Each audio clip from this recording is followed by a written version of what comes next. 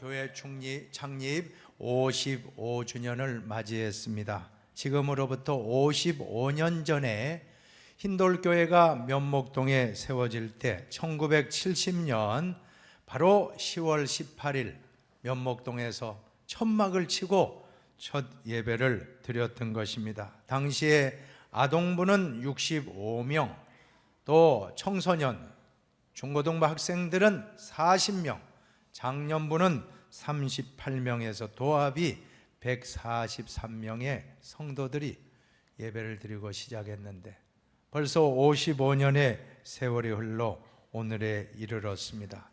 그러한 여러 목사님들, 여러 장로님들, 여러 권사님들, 여러 신앙의 선배들의 눈물과 땀과 희생과 헌신으로 말미암아 우리 인돌교회가 지금 55주년을 맞이하여 우뚝 서서 하나님 복음 전파에 귀한 재단이 된 줄로 믿습니다. 앞으로도 우리가 또 후손들을 위해서 좋은 교회 이어질 수 있도록 모두가 화목하고 기도하는 가운데 하나님이 일하심을 체험하는 남은 우리 흰돌교회 사역이 되기를 주님의 이름으로 축복합니다. 오늘 저는 교회 창립 55주년을 맞이하여 깊이 있는 교회가 됩시다라는 주제로 말씀을 전하고자 합니다. 오늘 본문에 보면 깊이 있는 신앙을 강조합니다. 유명한 영성신학자인 리처드 포스트라고 하는 분이 있는데 이분은 우리 시대 현대인의 비극은 피상성이라고 말합니다. 얕음이라고 지적하고 있습니다.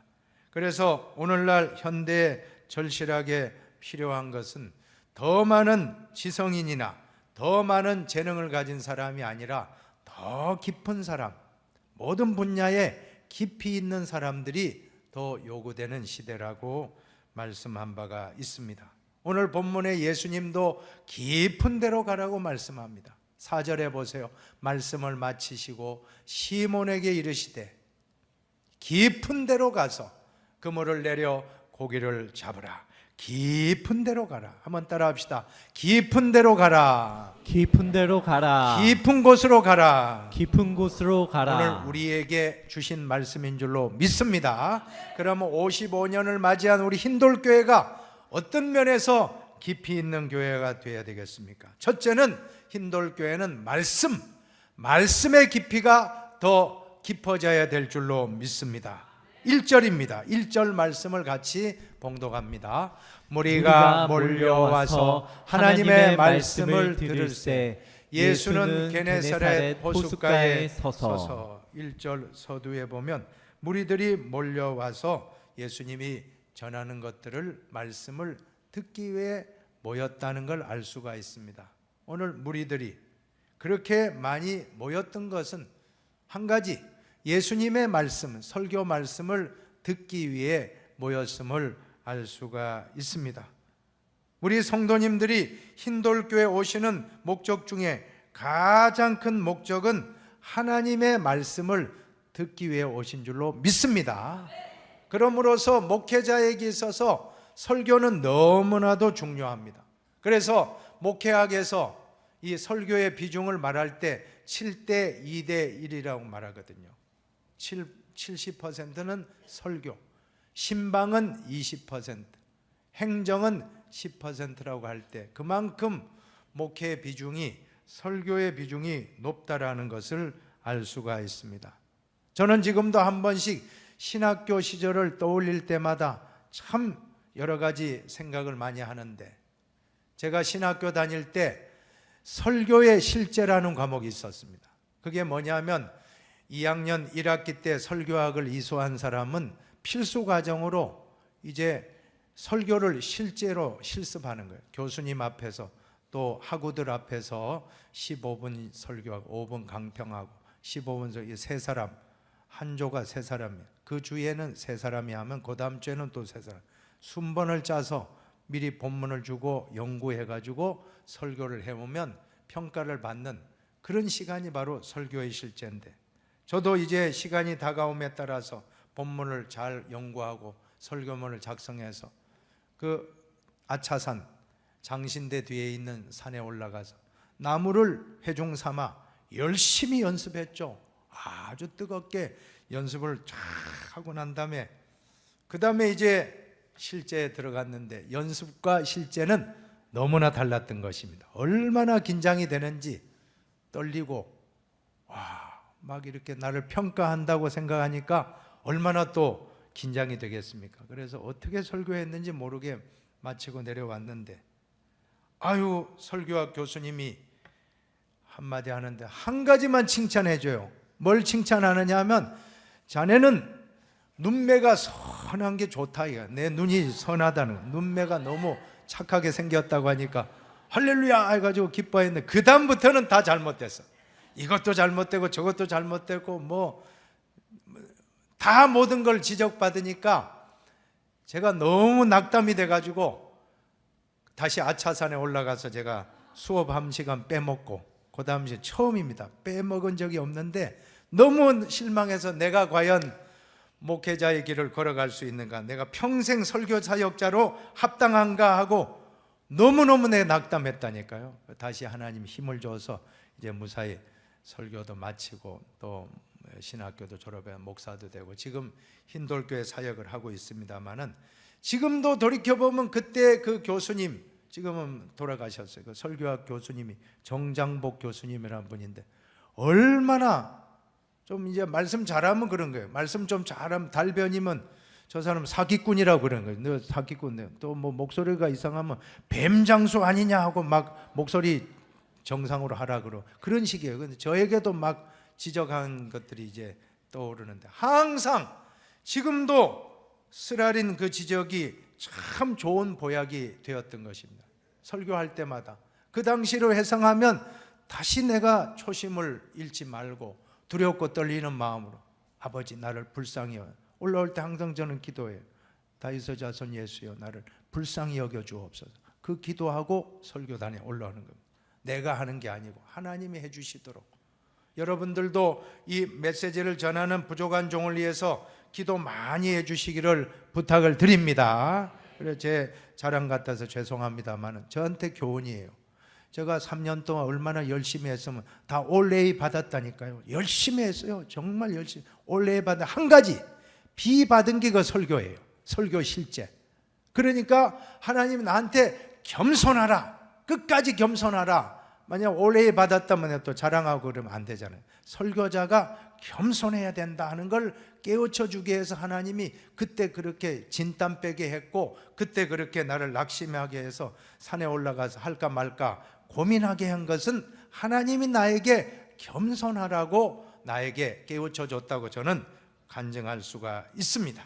저는 지금까지 33년 동안 설교 사역을 하면서 나름대로 제가 깨달은 것은요, 설교는 어떻게 해야 되겠는가 깨달은, 먼저 설교자가 하나님 말씀을 받아야 한다는 거예요. 내가 먼저 은혜 받은 말씀을 받고 본문을 읽다가 본문에서 내가 은혜를 받고 그 말씀을 가감없이 그대로 전하면 될 줄로 믿습니다. 다른 말 하지 말고 본문에 있는 말씀만 전하면 될 줄로 믿습니다. 그리고 전하면 가능하면 어렵게 전하지 말고 무슨 말 하는지 모르게 전하지 말고 쉽게, 가능하면 쉽게 전하면 될 줄로 믿습니다. 뿐만 아니라 음성과 어조도 또렷하게 잘 전하면 귀에 쏙쏙 들어오게 될 줄로 믿습니다. 저는 한경진 목사님의 설교가 참 좋았습니다. 그 당시 한경진 목사님 설교를 들어보면 또박또박 절대 흐리게 안 하고 분명하게 귀에 쏙쏙 들어오게 전하는 말씀을 듣고 저도 저렇게 나도 해야 되겠다라고 생각하고 하는데 참 쉽지가 않습니다. 여러분들이 기도 많이 해주셔야 될 줄로 믿습니다. 그리고 설교학에서 이 예화도 적절하게 사용해야 된다는 것입니다. 예화는 건물의 창문과 같아 그래요. 그 집을 지을 때 창문이 바로 설교의 예화로 비유하는데, 창이 너무 없는 집은 답답하고 또 창이 너무 많으면 아주 혼란스러운 것처럼 설교에서도 예화를 너무 없이 하면 답답하고 또 예화가 너무 많으면 또 산만해지기 때문에 적절하게 하나님께 주신 그 감동으로 준비하다가 이 예화를 하라, 이래야라 하면 그 말씀을 전하면 은혜를 나누게 될 줄로 믿습니다. 그리고 가장 중요한 것은 설교자의 언행일치라고 하는 것입니다. 설교자가 삶 속에서는 말씀대로 살지 못하면서 설교하게 되면 회중들은 하는 말이 우리 목사님 말씀은 좋아 하면 이게 큰 설교자로는 결격이라는 거예요. 우리 목사님 말씀은 좋아 그러면 다른 건 나쁘다는 거예요. 그러면 안 돼요. 말씀도 좋고 삶도 좋고 그렇게 될 때 회중들은 따라온다라고 하는 것입니다. 그러므로 언제나 설교자는 항상 자기를 쳐서 복종시키는 그 나와의 싸움을 오늘도 내일도 끊임없이 자기를 죽이고 하나님을 따라가는 것임을 고백하는 것입니다. 저는 주보에 볼 때마다 우리 교회 주보의 문구가 너무 좋아요. 우리 교회 예배는 치유가 있습니다. 우리 교회 예배는 감동이 있습니다. 우리 교회 예배는 축복이 있습니다. 이대로만 되면 될 줄로 믿습니다. 오셔서 하나님 말씀 듣는데 감동받고 치유를 받고 축복을 받고 돌아가서 가정을 축복하고 직장을 축복하고 면목동 중랑구의 모든 사람들을 복되게 한다면 얼마나 하나님이 기뻐하시겠습니까? 그 출발점은 말씀에 있기 때문에 우리 인돌교회는 말씀의 깊이가 더 깊어지기를 기도해 주시기를 바랍니다. 두 번째로 55년 많은 우리 인돌교회는 순종의 깊이가 깊어지기를 바랍니다. 5절에 보면 5절을 같이 봉독하겠습니다. 5절입니다. 시몬이 대답하여 이르되 선생님 우리들이 밤이 새도록 수고하였으되 잡은 것이 없지만은 말씀에 의지하여 내가 그물을 내리리이다 하고. 오늘 5절에 나오는 말씀은 원어로 보면 레마더라고요. 레마. 헬라어로 보면 이 로고스라는 말씀이 있고 레마라는 말씀이 있거든요. 이 레마는 달라요. 레마는 뭐냐면 나에게 주신 말씀입니다. 나에게 주신. 오늘 이 설교를 듣고 있지만 이 설교의 말씀 중에 특별히 나에게 주시는 말씀이 탁 와닿는 순간 막 눈물이 나고 회복이 되는 거예요. 치유가 되고. 저는 언제나 그래요. 저는 이때까지 신앙생활 엄마 뱃속에서부터 지금까지 60년 해오면서 저는 언제나 제일 좋은 거는 이 성경 말씀으로 응답받는 게 제일 좋더라고요. 다른 것보다 꿈도 아니고 어떤 환상도 아니고 하나님의 말씀을 말씀에 의지하여 그물을 내리이다. 이 누가복음 5장 이 5절의 말씀, 이 말씀의 응답을 딱 받으면 평안한 거예요. 그리고 기쁘고 감사가 나오고 원망이 없어지고. 한번 해봅시다. 말씀으로 응답, 말씀으로 응답, 마음의 평안, 마음의 평안, 얼굴의 기쁨, 얼굴의 기쁨, 입술의 감사, 입술의 감사, 입술의 감사 찬송, 입술의 감사 찬송. 언제나 오늘 이 베드로도 그 말씀을 의지하여 이제는 나아가는 거예요.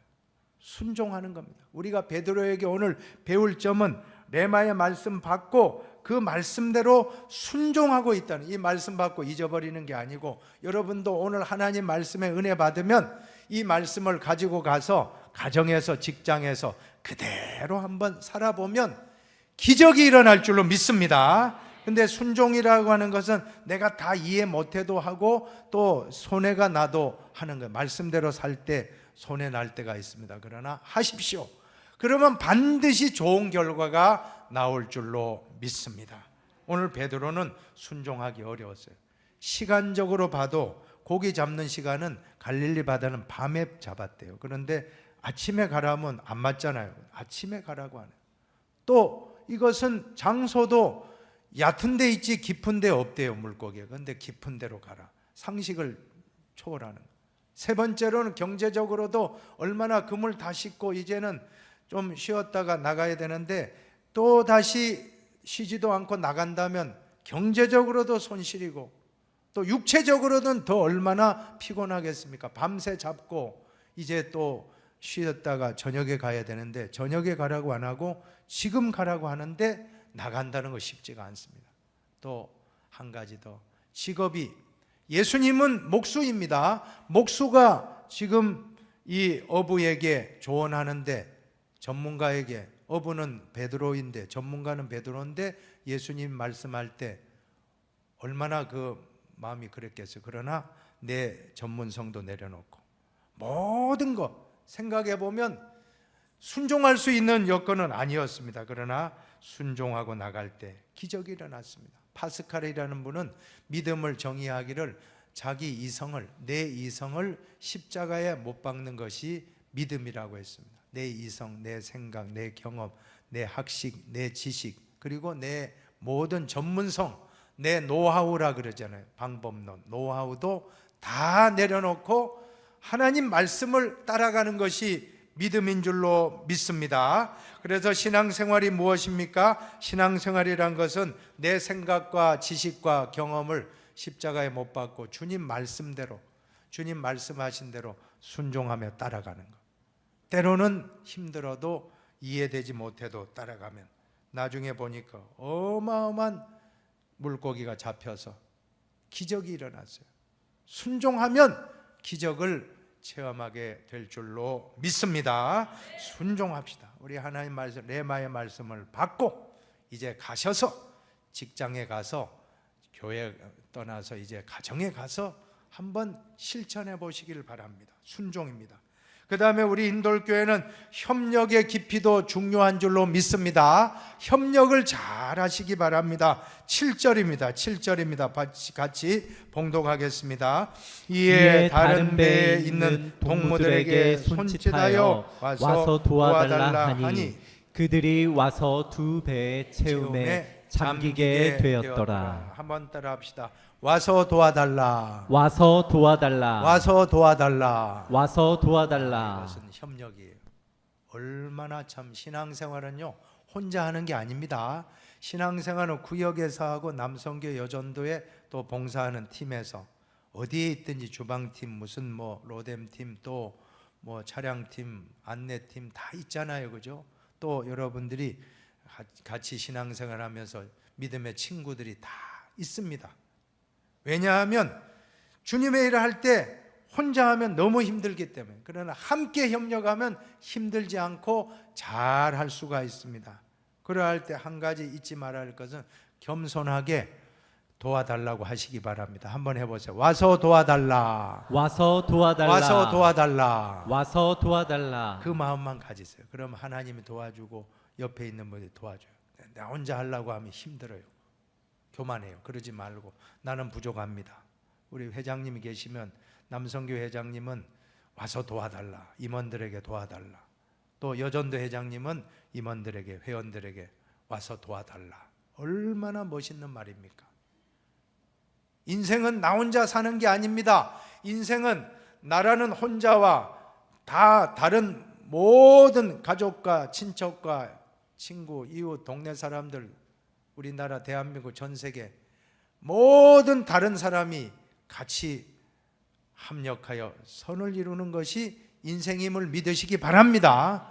그러면 협력이 안 되면 너무너무 힘들고 어려운 게 인생입니다. 그러나 잘 협력하면 재미있게, 교회 생활도 재밌고 직장 생활도 재밌고 가정도 재밌고 모든 사회생활이 행복하기 위해서는 이 관계, 좋은 관계, 이것이 바로 협력인 줄로 믿습니다. 한 사람이면 패하겠거니와 두 사람이면 맞설 수 있나니 세 겹줄은 쉽게 끊어지지 아니하니라. 저는 여기서 세 겹줄이 왜 나왔는가? 한 사람이고 또 한 사람, 두 사람이면 이 겹줄인데 왜 3겹줄이 됐는가? 그것은 바로 예수님이 계신 거예요. 우리의 교제 가운데, 우리 구역에서 교제할 때 예수님이 계시고, 우리 봉사하는 팀들이 모일 때 예수님이 계시고, 그러면 절대로 끊어지지 않게 될 줄로 믿습니다. 서로 예수님을 모시고 화목하면 그 교회는 행복한 공동체가 되리라고 믿습니다. 절대로 주장하지 마시기 바랍니다. 구역에서 또 남성교회, 여전도에 또 우리 교인들 모일 때마다 서로 교제할 때 주의할 점은 주장하지 마시기 바랍니다. 베드로전서 5장에 보면 맡은 자들에게 주장하는 자세를 하지 말고 본이 되라 양무리의 본이 되라. 주장하지 말고 본이 되면 되는 줄로 믿습니다. 그러기 위해서는 내 자아와 내 생각과 내 지식과 내 경험을 내려놓아야 돼요. 내 주장, 내 생각, 내 어떤 그런 판단을 주장하기 시작하면 교회는 화목이 깨어지는 겁니다. 우리 흰돌교회는 화목하길 원합니다. 그러기 위해서는 나는 죽고, 한번 따라합시다. 나는 죽고 나는 죽고 예수로 살자. 예수로 살자. 나는 죽는다 할 때 내 생각도 내 모든 것을 내려놓는 겁니다. 그러면 예수님이 역사해요. 그러면 예수님이 모든 것을 하시면 얼마나 화목합니까? 성경에 나오는 모든 사역자들의 공통점은 다 협력을 잘했더라고요. 모세도 아론과 훌입니다. 협력했죠. 또 다니엘도 사드락과 메삭과 아벳느고란 친구와 협력 사역. 다윗도 요나단이란 사람과 협력했고, 사도 바울도 브리스길라 아굴라라는 좋은 사람 친구가 있었고, 예수님도 혼자 하지 않고 항상 12 제자를 세워가지고는 일하시기를 기뻐했다. 기도도 혼자로 안 가고 베드로와 야고보, 요한을 데리고 기도하러 가신 모범을 보여주셨기 때문에 모든 거 혼자 하는 게 아니구나. 신앙생활은 기도도 혼자 하지 말고 같이 하고, 봉사도 혼자 하지 말고 같이 하고, 전도도 혼자 하지 말고 둘씩 짝지어 같이 하고, 우리 신앙생활은 협력이 잘 되면 잘 될 줄로 믿습니다. 그러기 위해서는 무조건 주장하지 말고 화목을 도모하고 화목하게 하시기 바랍니다. 첫째도 화목, 둘째도 화목. 우리 흰돌교 50년 동안, 55년 동안 지금까지 해왔듯이 앞으로도 첫째도 화목, 둘째도 화목, 셋째도 화목하여 협력 잘하는 흰돌교회 되면 하나님이 계속해서 우리를 사용해 주실 줄로 믿습니다. 그렇게 한 가지 제가 말씀드린 것, 절대로 단점 보지 말고 장점만 보시기 바랍니다. 옆 사람의 단점 보면 안 돼요. 장점을 보고. 그래서 예수님이 뭐라고 했습니까? 예수님의 방법입니다. 항상 칭찬하는 거예요. 장차 개바라 하리라. 한번 해보세요. 장차 개바라 하리라. 개바라 하리라. 지금 모습이 아니, 지금은 부족하지만, 지금은 시몬이지만 장차 개바라 하리라. 예수님 그 한마디에 정말 수제자 베드로가 훌륭한 제자가 되었던 것입니다. 우리도 옆에 있는 분을 비난하지 말고 가능하면 장점을 보고 자꾸 칭찬해 주세요. 자꾸 칭찬해 주면, 칭찬을 자꾸 하면 기름 부어 주는 겁니다. 우리의 삶이 윤택하게 되고 윤활유와 같습니다. 자꾸 남편은 아내를 칭찬해, 남편은 아내는 또 남편을 칭찬해, 부모는 자식을 칭찬해, 자식은 부모를 칭찬해 주고. 우리가 찬양하는 게 하나님 칭찬하는 겁니다. 찬양하는 게. 그래서 찬양대가 자꾸 하나님 칭찬하고 하나님 찬양하고 찬양하면 하나님 또 복을 주고. 모든 것은 원리는 같다고 저는 믿습니다. 서로 교인들 간에도 서로 칭찬해 주고 서로 위해 주고. 우리 한번 옆 사람에게 같이 한번 격려해 줍시다. 장차 개바가 되리라. 장차 개바가 되리라. 장차 반석이 될 것입니다. 장차 반석이 될 것입니다. 장차 개바라. 그렇게 믿고, 지금은 부족하죠. 그러나 앞으로 된다. 이게 믿음입니다. 믿음은 바라는 대로 되기 때문에 우리가 그런 마음으로 잘 믿음의 교제가 충만하고 또 서로 협력하시기를 바랍니다. 이제 마지막으로 흰돌교회는 신앙의 깊이도 더 깊어지시기를 바랍니다. 8절에 유명한 베드로의 신앙 고백입니다. 같이 읽어봅시다. 시몬 베드로가 이를 보고 예수의 무릎 아래 엎드려 이르되 주여 나를 떠나소서 나는 죄인이로소이다 하니. 아멘. 아까 보면 5절에는 예수님을 향해서 이 베드로가 뭐라고 했어요? 선생님이라고 해요. 선생님 하다가 이제 그 기적을 체험한 다음에는 주여. 이게 중요합니다. 우리도 오늘 예수님을 그냥 선생님 정도로 믿으면 안 됩니다. 4대 성인 중에 한 사람입니다. 그게 아니에요. 예수님은 주님입니다. 믿습니까? 이 고백, 예수님을 바라보는 관점이 베드로의 눈이 바뀌었어요. 예수님을 랍비로 바라보다가 선생으로 바라보다가 훌륭한 나의 구주 주인으로 바뀐 겁니다. 그렇게 될 때 예수관이 바뀌니까 자아관도 바뀌어요. 내가 예수님 앞에 죄인이구나. 나는 부족하구나. 엎드려서 무릎 꿇고 예수님 주여 나는 죄인으로소이다. 주여 나를 떠나서 얼마나 자신이 부족한지 깨닫고 죄인입니다 하고 고백하는 이 모습, 이것이 바로 우리의 신앙 고백이 되기를 바랍니다. 그래서 베드로의 유명한 고백, 시몬 베드로가 대답하여 이르되 주는 그리스도시요 살아계신 하나님의 아들이시니이다. 이 고백을 했기 때문에 베드로는 수제자가 되었고, 가룟 유다는 끝까지 랍비여 랍비여, 처음 베드로가 예수님 만났을 때 랍비여 선생님이여 했듯이 마지막 가룟 유다는 예수님 배신할 때도 뭐라고 하느냐 하면 랍비여 안녕하시옵니까, 이렇게 랍비여 랍비라고 그렇게 입 맞추고 그걸 신호로 해가지고 로마 군병들한테 인계하잖아요. 그 군병들, 저 제사장의 하수인들이 오면 입을 딱 맞추는 그 사람이 예수입니다 하고 약속하죠. 그때 뭐라고 했어요? 랍비여 주여 죄인입니다 안 했어요. 랍비여 안녕하십니까, 그렇게 하고 넘겼잖아요. 끝까지 예수님을 주라고 고백을 못했던 가룟 유다와 비록 3번 부인하고 실수도 많고 다혈질이고 그렇지만 그는 항상 주는 그리스도시요 살아계신 하나님 아들이십니다. 주여 나는 죄인입니다. 주님 나는 죄인 중에 개수와 같습니다. 주님, 사도 바울과 같이 베드로와 같이 우리 믿음의 선배들과 같이 우리도 다른 건 몰라도 신앙 고백만큼은 흔들리지 마시기를 바랍니다. 그 신앙이 깊이 있는 신앙, 그 신앙 고백이 깊이 있는 신앙 고백이 될 때 얼마나 하나님이 기뻐하십니까? 우리 신앙이라고 하는 점점 넓이도 더 폭이 넓어지고 더 높이도 더 수준 높아지고 또 우리 믿음은 더 영원하고 우리 신앙의 깊이는 더 깊어지기를 바랍니다. 그 말씀이 에베소 3장 19절 여러분의 말씀으로 받고 읽기 바랍니다. 그 너비와 길이와 높이와 깊이가 어떠함을 깨달아 하나님의 모든 충만하신 것으로 너희에게 충만하게 하시기를 구하노라. 아멘. 충만이 뭡니까? 넓이도 또 높이도 깊이도 길이도 다 충만한 상태. 우리가 그런 흰돌교회가 되고 그러한 흰돌 성도님이 되어서 예수님의 제자가 다 되기를 바랍니다. 이제는 예수 믿는 신자로 만족하지 말고 제자가 됩시다. 교인으로 만족하지 말고 신자가 되시고 신자로 만족하지 말고 제자가 됩시다. 우리 같이 11절입니다. 11절 말씀을 같이 읽습니다.